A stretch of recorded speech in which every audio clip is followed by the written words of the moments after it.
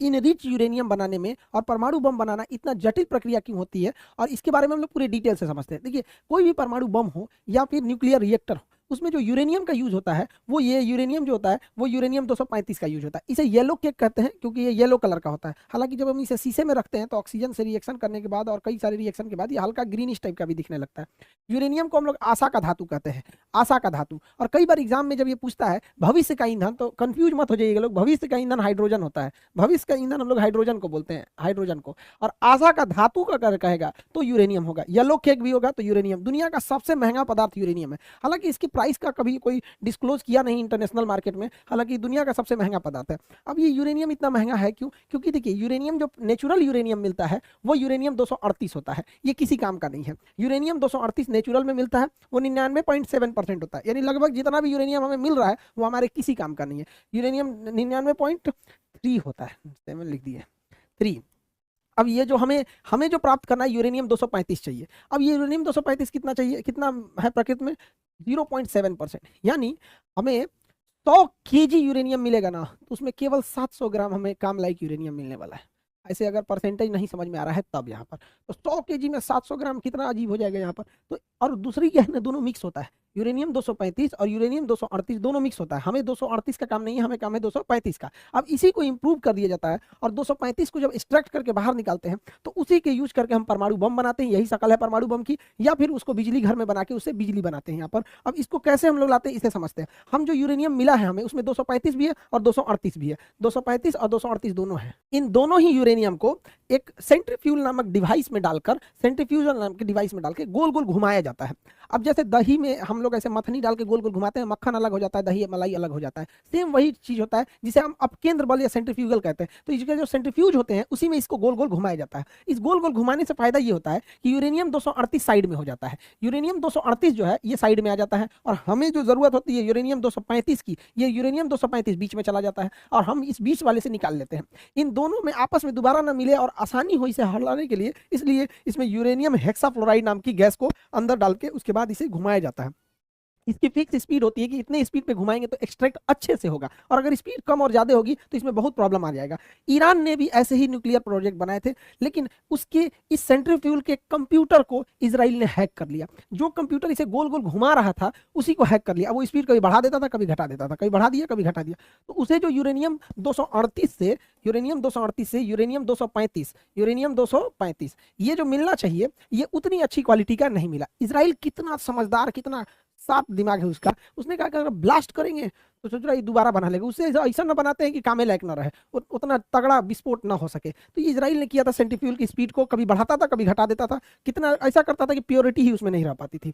तो इजराइल का प्रोग्राम जो ईरान के बेसिकली प्रोग्राम को रोकने के लिए ये सारी चीजें की गई थी। अब जो यूरेनियम हमें 235 मिलेगा, यूरेनियम 235, अब ये यूरेनियम 235 को और भी प्यूरिफाई किया जाएगा। तो पहले तो 238 से हमें ले आना है 235, यूरेनियम 238 से हमें बनाना है 235। अब जब 235 मिल गया, अब इसे और प्योर किया जाएगा। अगर 5% इंक्रीज करेंगे, 5% प्योरिटी लाएंगे, इनरिच करके, इनरिच बोला जाता है उसे, प्योर नहीं बोल के इनरिच कहेंगे यहाँ पे, तो उससे हम परमाणु बिजली घर बना सकते हैं। लेकिन अगर इसे 90% तक इनरिच कर देंगे तो जाके परमाणु बम बनेगा। यानी जो बिजली घर वाला यूरेनियम है, वह यूरेनियम से हम परमाणु बम में डालेंगे तो उतना तगड़ा झटका नहीं देगा, उसे और शुद्धता की जरूरत है। लेकिन दोनों में ही यूरेनियम 235 का ही यूज होता है, 38 का यूज नहीं होता है। यूरेनियम 235 को साफ करके जब इनरिच करके ले आते हैं तो इस तरह से उसे बंडल बना के रख लेते हैं यूरेनियम को। अब समझिए 1 केजी यूरेनियम 235 में, 238 में नहीं भैया, 1 केजी यूरेनियम 235 27 लाख केजी कोयला के बराबर ऊर्जा देता है। यानी कहीं पर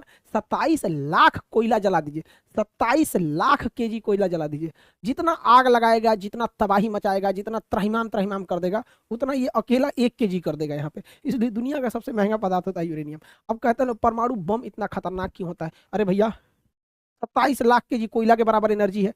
आप अपने ही जिला में 27 लाख केजी कोयला छींट दीजिए और उसमें माचिस मार दीजिए, देखिए आपका शहर उड़ा देगा पूरी तरह से। वही तो काम ये कर रहा है, बस उसमें कम ही मात्रा में उतना स्टोर है एनर्जी यहाँ पर, इसलिए ये इतना महंगा बिकता है यूरेनियम। हालांकि कोई इसका रेट अभी तक नहीं खोला है। अब इसी यूरेनियम को रख के भड़का दिया जाता है, ब्लास्ट करता है, तो इसमें से इतनी हाई मात्रा में ऊर्जा निकलती है, इतनी ज्यादा कि इंसान वेपराइज हो जाता है, भाप बन जाता है, इंसान भाप बन जाता है, इतनी भयानक इससे ऊर्जा निकलती है। और इससे दूर दूर तक इसका जो रेडिएशन होता है, हवा बहा के इसके धुआं को ले जाएगी, रेडिएशन को ले जाएगी, बाकी जगहों पे कैंसर होकर लोग मर जाएंगे यहाँ पे। इससे रेडिएशन से बचने के लिए पोटेशियम आयोडाइड की गोली खाई जाती है। हालांकि क्वेश्चन पूछा था कि कौन से जानवर पे रेडिएशन का असर नहीं पड़ेगा, जिसकी त्वचा काइटिन की बनी होती है, जैसे कॉकरोच। कॉकरोच के अगर मान के चलिए इसी मोहल्ले में परमाणु बम गिरा तो इस मोहल्ला का मर जाएगा, लेकिन अगर 10-15 किलोमीटर दूर गिरा है, हम लोग अगर देख भी लेंगे ना तो उसके रेडिएशन से हम मर जाएंगे, लेकिन कॉकरोच नहीं मरेगा यहाँ पर, ठीक है। अब परमाणु बम को, ये शकल है परमाणु बम का, इसको जमीन पे फोड़ेंगे तो उतना खतरनाक नहीं होता है, क्योंकि जैसे जमीन पे फोड़ेंगे ना, इससे निकलने वाली हानिकारक गैस, इससे निकलते सबसे ज्यादा क्या होता है, प्रॉब्लम क्या आता है परमाणु बम फटता है तो यहाँ पर इसमें सबसे बड़ा जो प्रॉब्लम आ जाता है, इससे एक्सरे निकलने लगता है। और ये एक्सरे जो निकलता है लगभग 250 रोंटजन पे निकलता है। एक्सरे का मात्रक होता है रोंटजन, 250 रोंटजन पे एक्सरे निकल जाता है, जो बहुत खतरनाक होता है। हम लोग जो एक्सरे कराते हैं वो लगभग 6 रोंटजन 10 रोंटजन इस तरह से होता है। 250 रोंटजन पे कोई बचेगा नहीं, पूरा मांस फाड़ के निकल जाएगा। और इसके बाद इसमें से गामा रेज निकलती है, गामा रेज। अब ये गामा रेज जो होती है ये इतनी घातक होती है कि हमारी कोशिकाओं को मारने के लिए गामा रेज का यूज किया जाता है। बहुत हल्की मात्रा के गामा रेज का यूज जिस एरिया में कैंसर होता है उसे मारने के लिए किया जाता है कि कैंसर मर जाए, लेकिन इतना हाई पावर का इसमें से गामा रेज निकलता है कि पूरी शरीर मर जाती है यहाँ पे। तो ये दो ही खतरनाक रेडिएशन होती है। और सबसे ताज्जुब की बात यह है कि ना हम लोग गामा रेज को देख सकते हैं, गामा रे भी हमें नहीं दिखाई दे सकता है, और ना ही हमें एक्सरे दिखाई दे सकता है, तो हमें दिखेगा ही नहीं, अचानक आर पार होकर मर जाएगा आदमी यहाँ पे। यही खतरनाक, जैसे कोरोना कहाँ हम लोग को दिखता था, अचानक किसी को हुआ कोरोना मर गया यहाँ पे, तो वही होता है यहाँ पे। अगर गामा रेज लग गया तो पता ही नहीं चलेगा वो क्या हो गया, 10-15 दिन बाद, 1 हफ्ता बाद आदमी मर जाता है। तो परमाणु बम एक तरह का विस्फोटक घातक नहीं होकर यह एक प्रकार का प्रदूषण है, जिसे नाभिकीय आपतन कहते हैं, न्यूक्लियर फॉलआउट कहते हैं। ये जमीन पे अगर पटका गया तो इसके जितने रेडिएशन है हानिकारक, उसी मोहल्ले में, घर द्वार, गली कुची में भर जाएगा और दूर तक खतरनाक इसका असर नहीं जाएगा। इसलिए जब भी परमाणु बम को ड्रॉप किया जाता है तो इसमें एक डेटोनेटर लगाया जाता है, और वो डेटोनेटर हाइट को नापते रहता है, बैरोमीटर से सेट रहता है कि जब वो 600 मीटर की ऊंचाई पर शेष रहता है तो इसी ऊंचाई पे ब्लास्ट किया जाता है। कभी भी जमीन पे ले आके परमाणु बम को नहीं ब्लास्ट किया जाता है। तो जापान और हिरोशिमा पे भी जो गिरा था वो 600 मीटर की हाइट पे गिरा था, ताकि मैक्सिमम तबाही हो सके और उसका रेडिएशन पूरे चारों ओर फैल जाए, और इसका असर 30,000 साल तक रहता है। ये नहीं कि आज परमाणु बम फूट गया तो कोई दिक्कत नहीं, इसका असर रहेगा 30,000 साल तक। बहुत बुरा असर रहता है, उस एरिया के जीन, जेनेटिक्स, सारी चीजों को चेंज कर देता है। अब इसी को बनाने में लगा हुआ है ईरान। अब इंटरनल खबर है कि ईरान ये बना चुका है। जैसे भारत भी परमाणु बम बहुत पहले बना लिया था, लेकिन उचित समय नहीं आ रहा था परीक्षण करने की, पॉलिटिकल क्लियरेंस नहीं मिल रही थी। अटल बिहारी वाजपेयी के समय आया तो पूरी तरह से पॉलिटिकल क्लियरेंस मिल गया। उसी तरह ईरान लगभग बना चुका है, और इसके बनाने में हेल्प किया है तो रूस ने हेल्प किया है, क्योंकि रूस को पता है कि अगर ईरान चला गया तो फिर रूस के लिए खुला समर्थन करने वाला कोई देश नहीं आएगा, क्योंकि भारत बैलेंस करके चलता है, चीन को दुनिया से मतलब ही नहीं है। तो ईरान और ये बैलेंस, इसको रखना जरूरी है। अब ये ईरान अगर परमाणु बम बना भी लिया है तो उसका सबसे बड़ा दुश्मन इजराइल है। अब इजराइल के पास आयरन डोम है, अगर ये मिसाइल में भर के मारेगा भी तो इजराइल मार के गिरा देगा। तो इजराइल की एक कमजोरी, वो हाइपरसोनिक मिसाइलों को नहीं मार पाता है। हाइपरसोनिक मिसाइलें बहुत तेज गति से चलती हैं, उसे मार नहीं पाता है। तो रूस ने हाइपरसोनिक मिसाइल भी थमा दिया है ईरान को। अब ईरान कैसे कंफर्म करे कि वो हाइपरसोनिक मिसाइल सही में काम कर रहा है कि नहीं, या फिर इजराइल पे मारा और इजराइल उसे काउंटर कर पा रहा है कि नहीं। तो ईरान ने क्या किया, वही हाइपरसोनिक मिसाइल थमा दिया यमन के हूती विद्रोहियों के पास, और यमन के हूती विद्रोहियों ने यहां से चला दिया हाइपरसोनिक मिसाइल इजराइल पे, और इजराइल पे जाके गिर भी गया। अब समझो, उस मिसाइल में खतरनाक विस्फोटक नहीं है, तब ना इजराइल बच जा रहा है। अगर उसी में परमाणु बम भर दे और तब मार दे तो भैया तुम काउंटरे करके क्या करोगे, तो गिर गया वहां पर। तो ये बड़ी खतरनाक, इन दोनों देशों के बीच परमाणु हमला का डर है। यहाँ पे इजराइल के पास पहले से परमाणु है, हमारे लिए भी ईरान बहुत जरूरत की चीज है, हमारे लिए रूस भी जरूरत है। इंटरनेशनल रिलेशन में हमारा कोई नहीं होता है। जब हमारे ऊपर ताज होटल पे हमला हुआ, अजमल कसाब ने नंगा नाच करा दिया था मौत का वहां पर, और तबाही तबाही हो गई थी। आपको जान के ताज्जुब होगा, इजराइल ने अजमल कसाब को आतंकवाद की श्रेणी में नहीं डाला था। और वो डाला कब, इस साल डाला है, जब उसके यहाँ पड़ा है तब।